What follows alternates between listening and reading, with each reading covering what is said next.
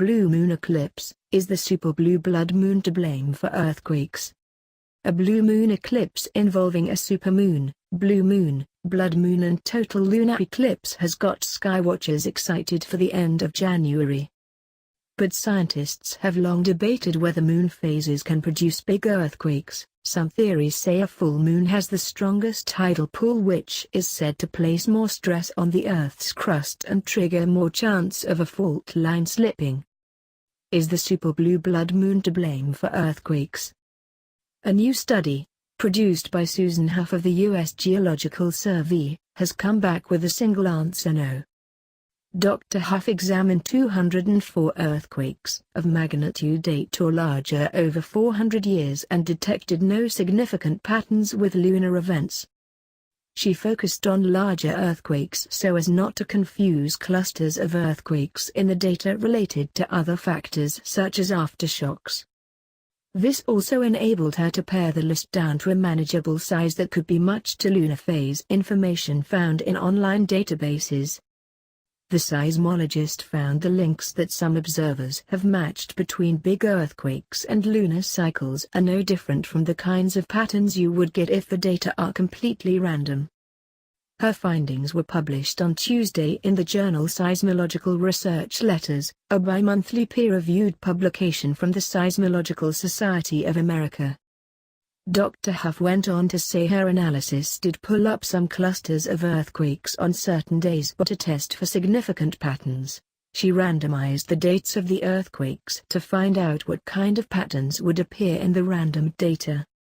She said the patterns in the random data were no different to those showing up in the original data, but said this was not unusual. When you have random data, you can get all sorts of apparent signals, just like when you flip a coin. You sometimes end up with 5 heads in a row, she said. In 2016, Japanese scientists analyzing 3 separate seismic databases found large earthquakes are more likely to hit when there is a full or new moon.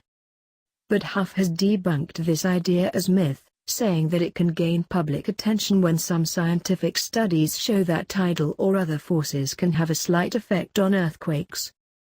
The geophysicist said researchers have shown there is in some cases a weak effect, where there are more earthquakes when tidal stresses are high. But if you read those papers, you'll see that the authors are very careful.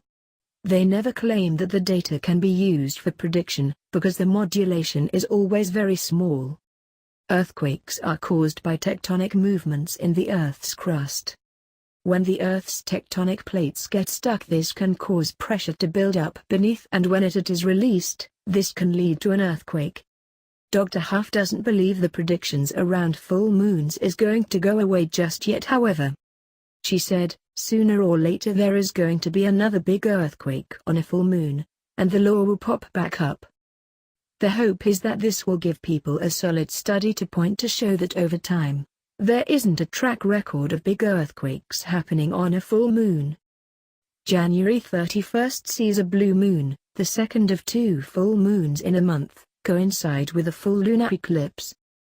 The moon will take on a red glow as the moon passes into the Earth's shadow, giving it the name blood moon. And on top of all of that, there will be a superman when the moon appears 14% larger and about 30% brighter.